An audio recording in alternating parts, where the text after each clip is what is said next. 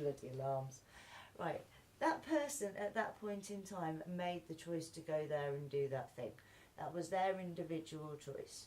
I had a choice when I was too young to understand. Yeah, I hadn't worked it out. I hadn't got that far yet. Before the conversation with my brother-in-law, many years later, that I could have got myself. I don't know what I guess it was a case of the lesser of two evils, as it were. But yeah, when you sit and drill down into it, I could have taken the other option. I could have, got myself out of there, physically got myself out of there. Oh dear, oh dear. It's going somewhere, it's not just being chucked, by the way. See? Actually it's not taking that long. I'm hoping there are bits that I've missed. Or not that I've missed, that, haven't. Or is that bit sort of fallen down? I can't tell. Probably shouldn't be doing that with it. Right. But yeah, so I think I'm going to be editing this one somewhat. But it's not just about that, because at the end of the day, the crazy gunman, regardless of what brought that situation to be, the crazy gunman is, in that moment, an extremist. Whatever his ethos is, whatever his motivation for picking up the weapon is, in that moment, that person is an extremist. That doesn't mean they're crazy. And although, yes, there is, from what I understand, there is a correlation between mental health and these kinds of things, but then, given the opportunity, would we not find other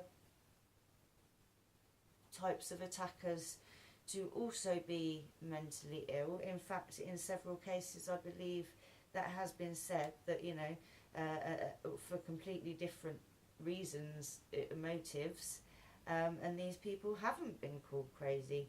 They've been following their ideology.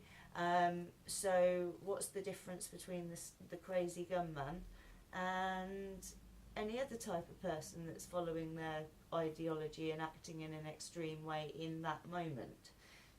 Doesn't mean they're crazy. Yes, they could well be, but it doesn't mean they are. And yeah, some of the most extreme behaviour in the world is caused by people that seem trustworthy, and they hide it very well. So whilst we're all making lots of fuss about other things, atrocities are going on across the globe on a daily basis, and they're going by, and I've said this before, largely unnoticed. Now, you don't have to be a genius to realise that this isn't quite right. And I find it hard to believe that people don't realise that this isn't quite right, and that we, as a species, have a duty to sort it out, And a lot of this, as I say, is about semantics. What makes an extremist doesn't necessarily make them crazy. What makes someone crazy doesn't necessarily make them an extremist. It's, as in using broad definitions, it's not that simple. If it were, we probably wouldn't be in this mess now, would we?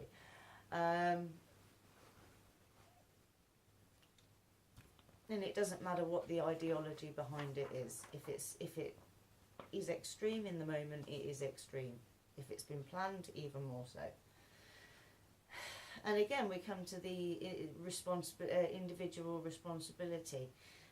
Not only do we have an individual responsibility as the choices we make from moment to moment, certainly if you're going to broadcast something, such as a YouTube video or a Facebook video in this case, there are consequences to your actions, regardless of, well, sorry, no, there are consequences to your choices and actions, and you don't have to want those consequences or agree with those consequences for them to happen and for them to exist.